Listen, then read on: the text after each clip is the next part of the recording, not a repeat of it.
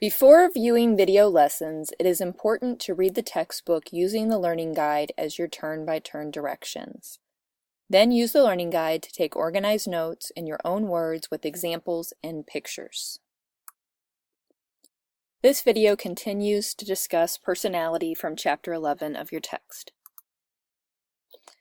In this chapter, we've looked at the major theories of personality, starting with the 5-factor trait theory for describing personality, and the psychodynamic, behavioral, and humanistic views for why we have the personalities we have.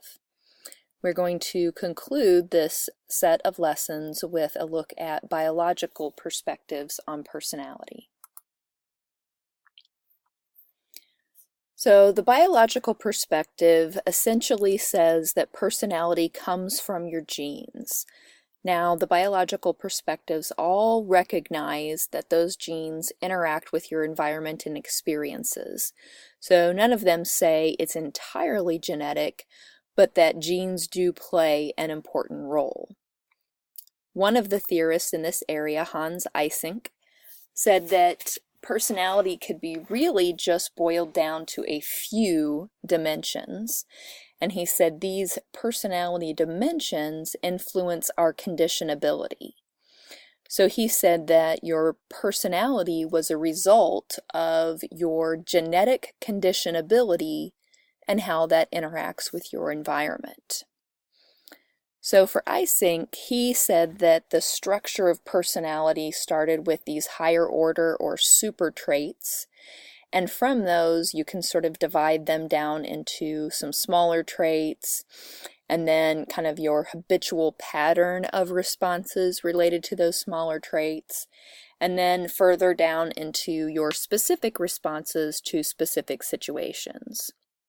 So the overall higher order trait is going to influence, but specific responses in specific situations may be more situationally influenced. Now another biological perspective is the evolutionary approach, and Buss is the major researcher in this particular area. The evolutionary approach says that our personality traits or behavioral patterns that we have today are a direct result of evolution.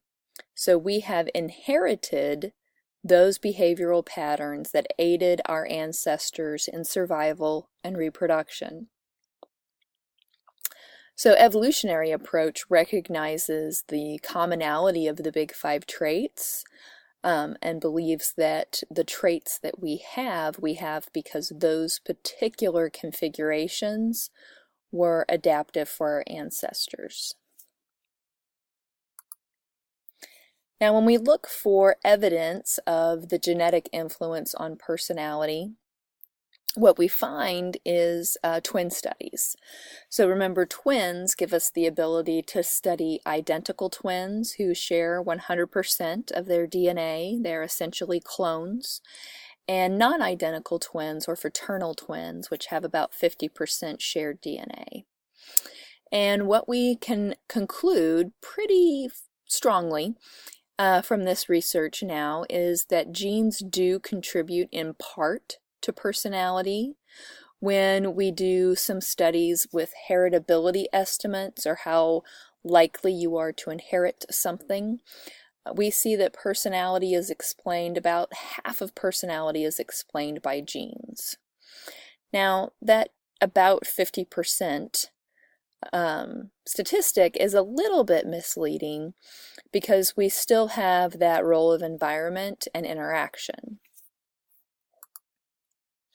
So for example, here's the results of some research with twins. The yellow bars were identical twins, so those are our natural clones, and the darker orange bars, those are the fraternal twins, or share about 50% of their DNA. So in every one of these cases, this portion of the big 5 personality trait, these are the big 5 here, is explained by an interaction between genes and the environment. This portion here, the difference between the identical twin and the fraternal twin, that's going to be primarily genetic. So you can see for each trait, a portion is related to genetics, and it's a little bit different for each trait. This little piece here, where they overlap, is probably partially genetic and partially environmental.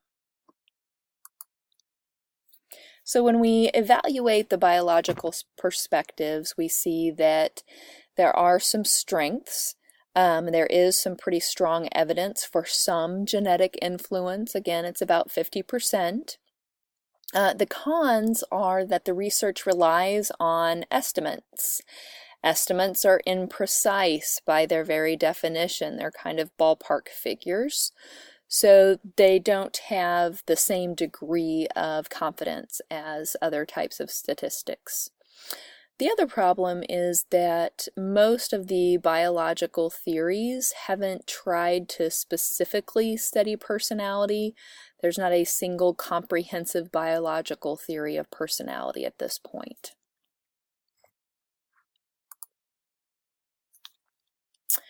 So in this particular unit of material, we've been examining personality. We've looked at it from the perspective of the five-factor trait theory, which helped us to describe people's personality along a continuum of 5 different factors or traits. We've also looked at the psychodynamic perspective, which looked at the role of unconscious influences and early childhood experiences. We've looked at the behavioral perspectives, which focus primarily on the environment and learning history and histories of reinforcement and observational learning. And then we've looked at the humanistic perspectives, which have focused on things like life being about striving for self-actualization and the need for unconditional positive regard to help us achieve our full potential. Finally, in this video, we've discussed some biological perspectives. The question then becomes, which of these perspectives is the right perspective? Which truly helps you understand your personality? And like most everything in psychology, the answer is going to be a complicated one. It's kind of all of them. Each of these different perspectives is looking at the problem from a different angle, and all of the perspectives have some validity in helping us to understand our personality.